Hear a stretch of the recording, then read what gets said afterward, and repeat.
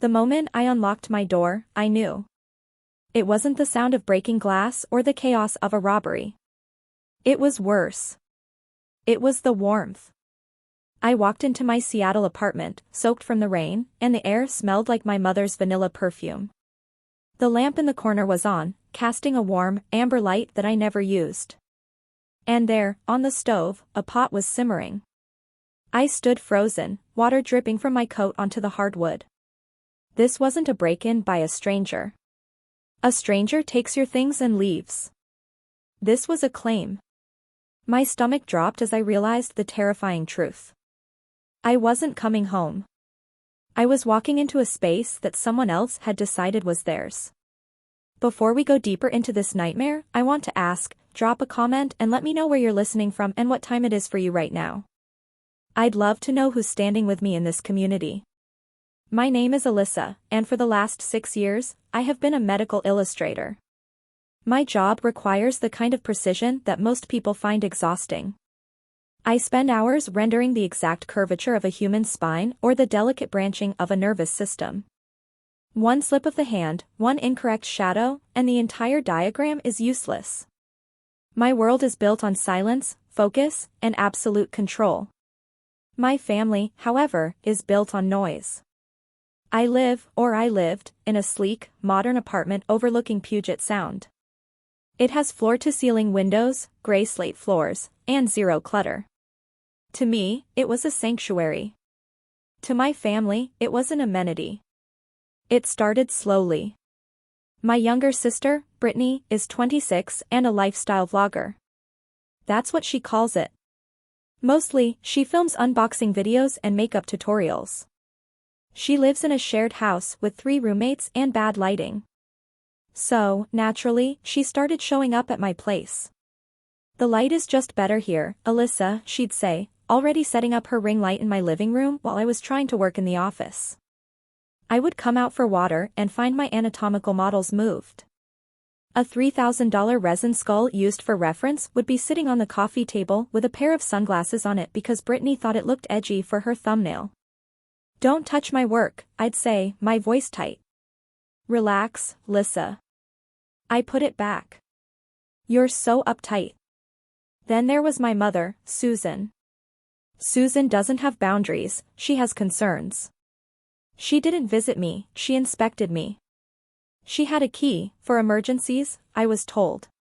But apparently, an emergency included needing a quiet place to host her book club because her own living room was being painted. I came home one Tuesday to find 6 women drinking Chardonnay on my white sofa. Oh, Alyssa. You're early. Mom chirped, not even standing up. Ladies, this is my daughter, the artist. Doesn't she have a magnificent view? I stood there, clutching my laptop bag, calculating the angles of intrusion. They didn't see me. They saw the view. They saw the free wine. They saw a venue. My father, Richard, was the enabler. He's the kind of man who thinks no is just the start of a negotiation. If I complained about Mom showing up unannounced, he'd chuckle. She just misses you, kiddo. Don't be so cold. Family is everything. But it wasn't family. It was usage. I realized I wasn't a person to them. I was a resource. I was the keeper of the nice apartment, the payer of the bills, the silent background character in the movie of their lives. I tried to set boundaries. I asked for my key back. Mom laughed and said she'd lost it, but she'd look for it. I changed the subject because I was tired of fighting. I thought I could manage it. I thought if I just locked my office door and wore noise-canceling headphones, I could survive. I was wrong. You can't manage a parasite. You can only remove it. The realization didn't hit me all at once. It accumulated like silt in a river, layer by heavy layer, until the flow of my life was completely choked off. I was drowning in their entitlement, and they were using my head as a stepping stone to keep their feet dry. And I knew, deep down, that asking them to stop wouldn't work. You don't ask a storm to be quiet. You build a shelter that the storm can't touch. The breaking point didn't look like a catastrophe from the outside. There were no screaming matches, no thrown vases. It was a Tuesday afternoon, gray and drizzling, the kind of Seattle weather that seeps into your bones. I was on a deadline. A major medical journal needed a detailed rendering of a cardiac valve replacement by 5 o'clock. I had been working since 4 in the morning, my eyes burning, my hand cramping around the stylus. The silence in the apartment was heavy, necessary. I was in the flow state, that rare, precious zone where the world falls away and only the work exists. Then, the front door opened. I froze. I hadn't heard a knock. I hadn't buzzed anyone up. Just put the bags on the counter, my mother's voice rang out, bright and jarring. I spun around in my ergonomic chair. My office door was open. Through the hallway, I saw my mother and 2 strangers, caterers, judging by the aprons, walking into my kitchen. Mom? I stood up, my pulse spiking. What are you doing? She looked up, startled but smiling. Oh. Alyssa. I thought you were at the office today.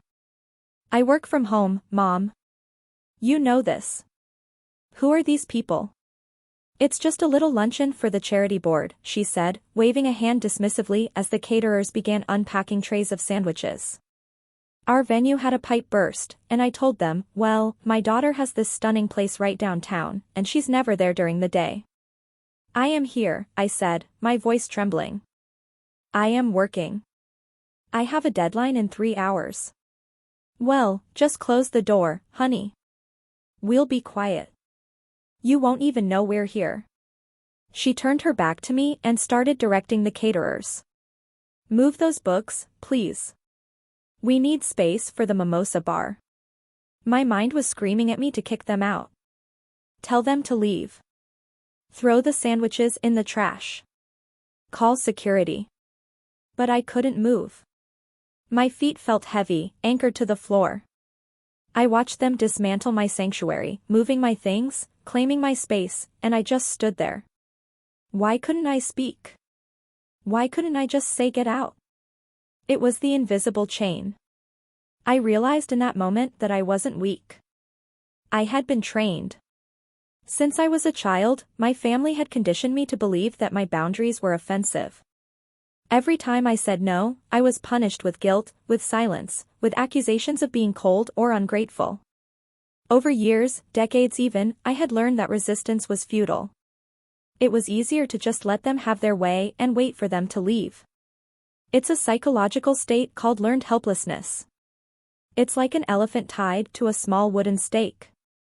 The elephant is strong enough to rip the stake out of the ground, but because it couldn't do it when it was a baby, it believes it can't do it now. I was the elephant.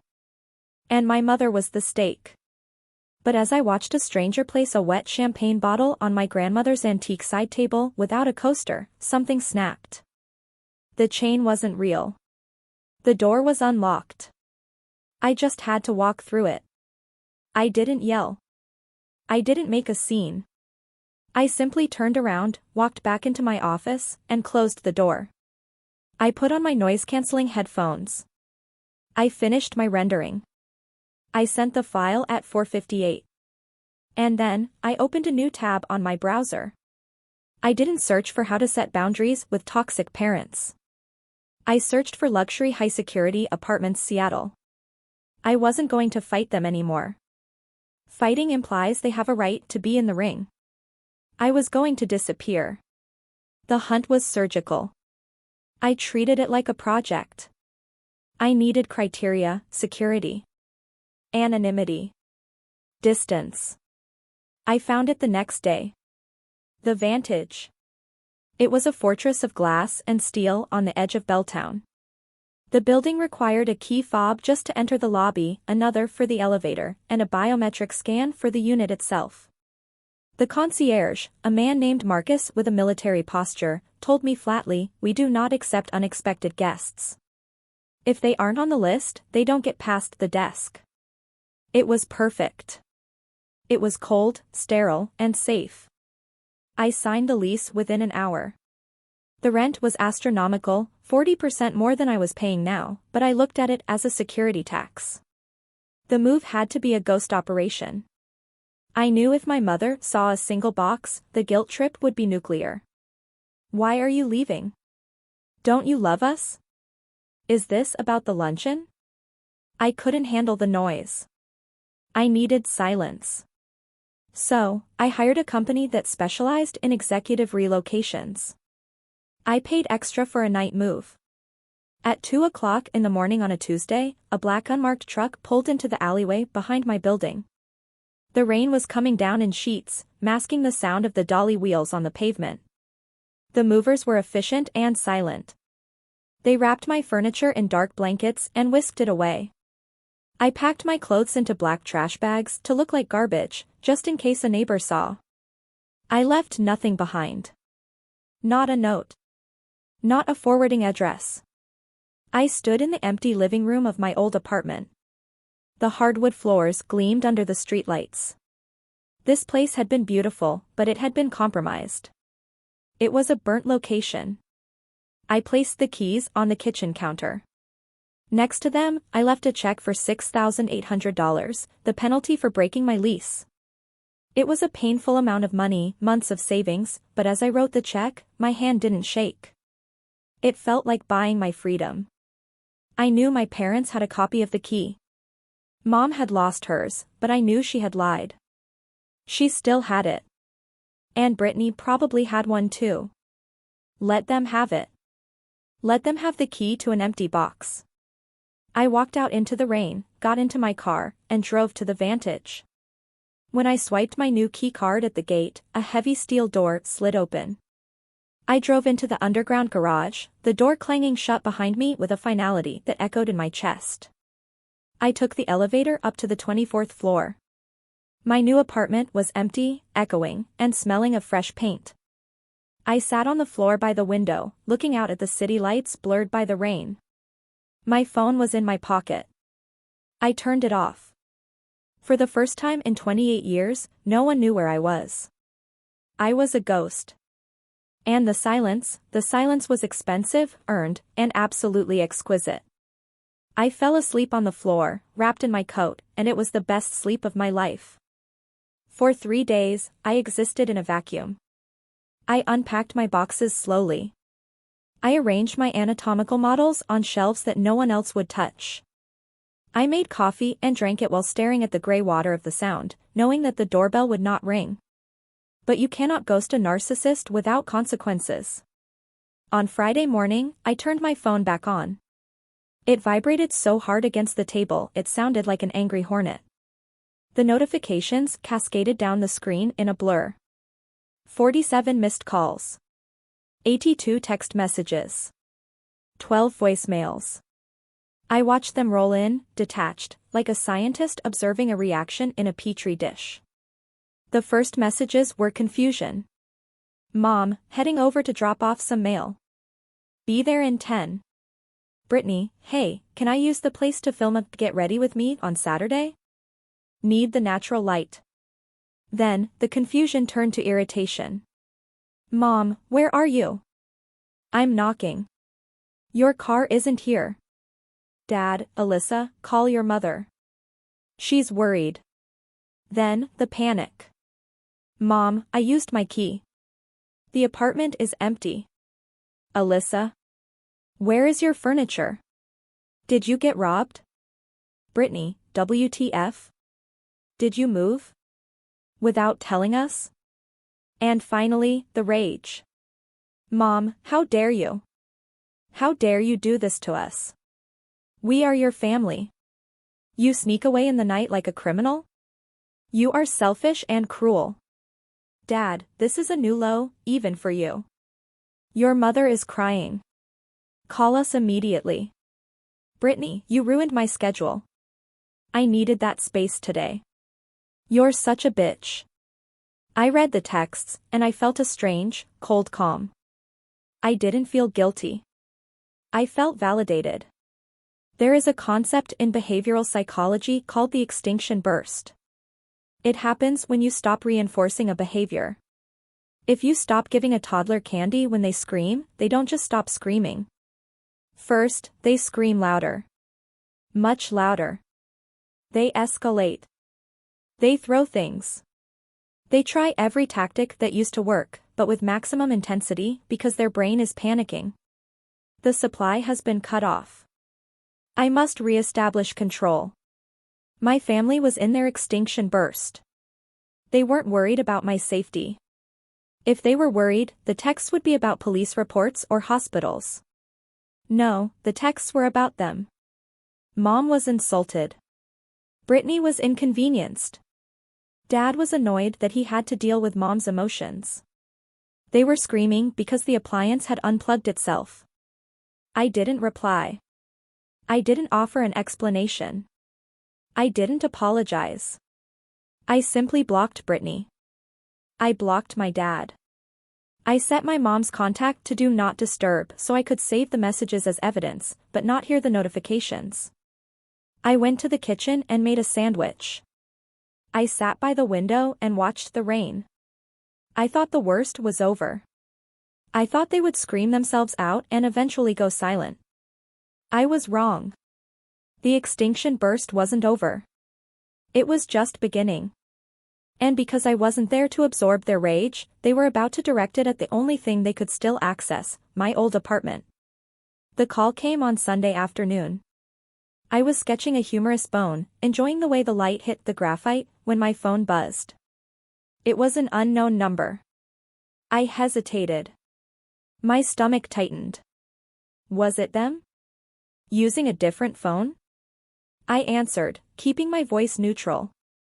Hello? Is this Alyssa Miller? A deep, professional voice. Yes. This is Officer Henderson with the Seattle Police Department. Are you currently at? He rattled off the address of my old apartment. No, I said, confusion clouding my mind. I moved out of there 5 days ago. Okay, the officer said, and I could hear him writing something down. That matches the landlord's statement. Ma'am, we have 3 individuals detained here at the scene. They claim to be your family. They attempted to enter the unit. They broke in. They used a key, the officer corrected. But the unit is currently under renovation. The landlord had a hazmat crew in there this weekend refinishing the hardwood floors with an industrial polyurethane sealant. The fumes are extremely toxic during the curing process. The unit was sealed with hazard tape. I stood up, the pencil dropping from my hand. Did they go in? They tore down the tape and unlocked the door. They claimed they were looking for you. They interrupted the crew, compromised the seal, and apparently refused to leave when the foreman told them to get out.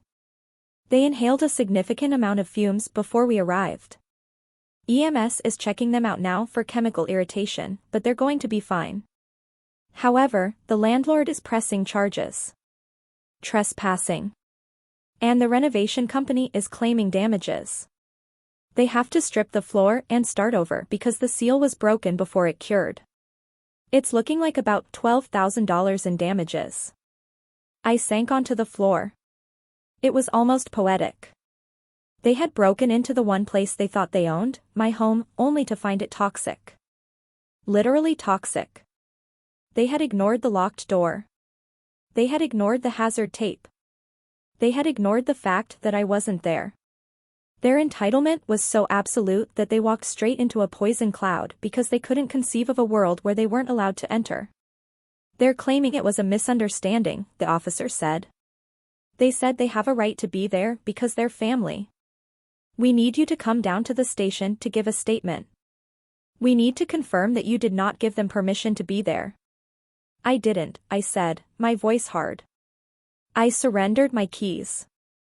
I moved out. They had no right. Can you come down now? I'll be there in 20 minutes. I grabbed my coat. I checked my reflection in the mirror. I didn't look like a victim. I looked like a woman who was done.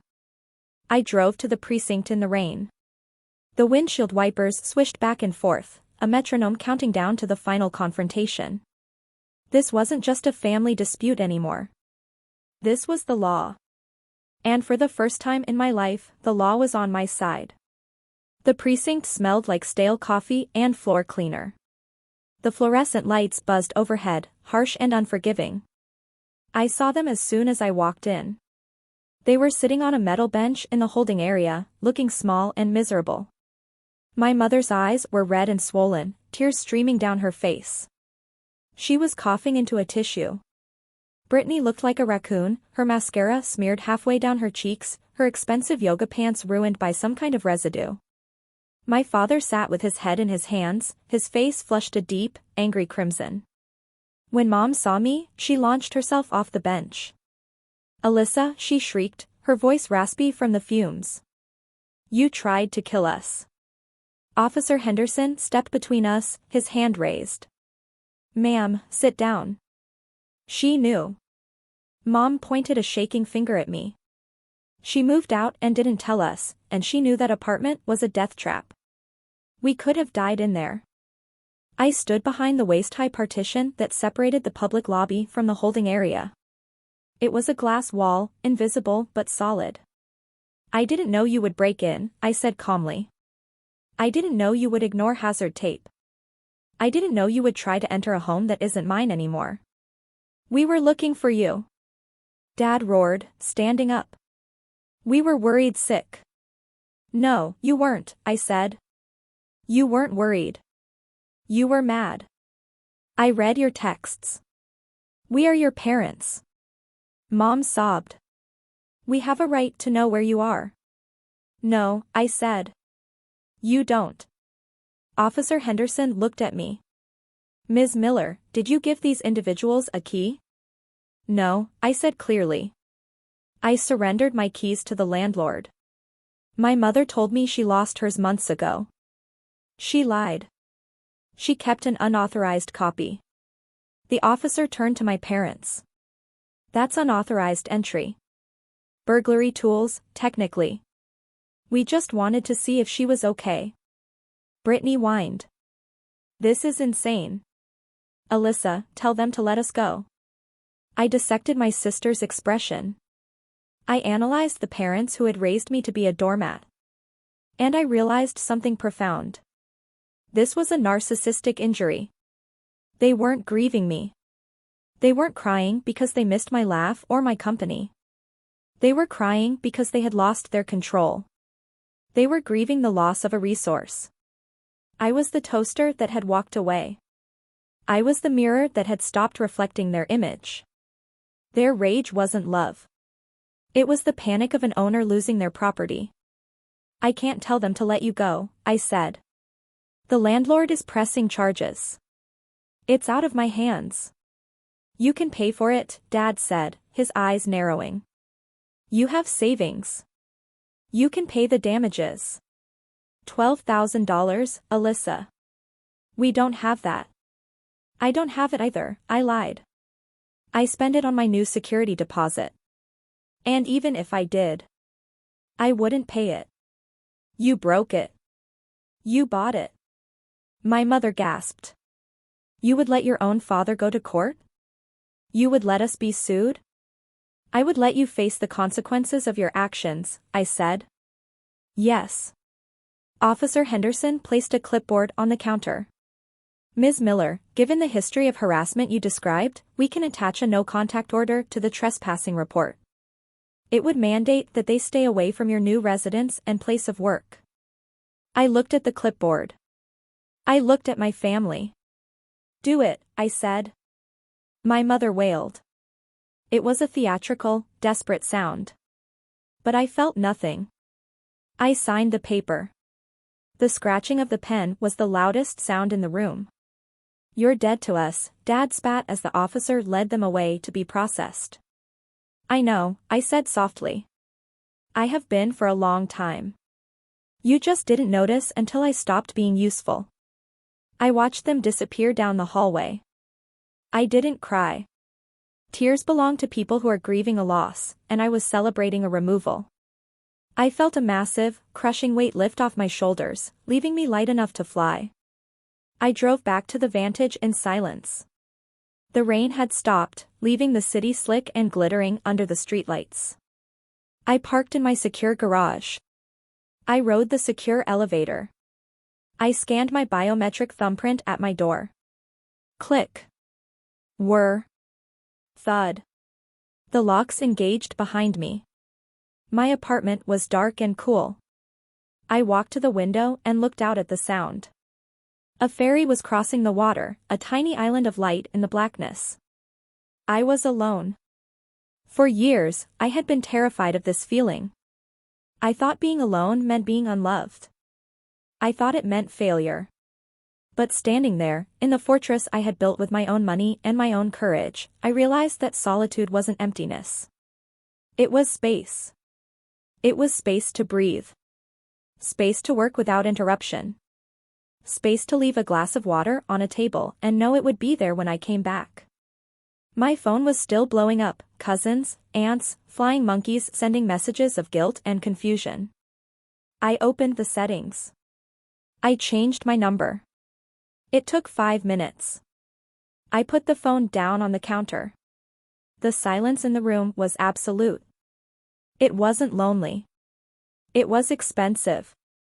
It was earned. It was safe. I went to the kitchen and made a cup of tea. I drank it while it was still hot. I was an orphan now, in a way. I had severed the limb to save the body. It would leave a scar, but I would survive. And as I stood there, watching the city sleep, I finally felt at home.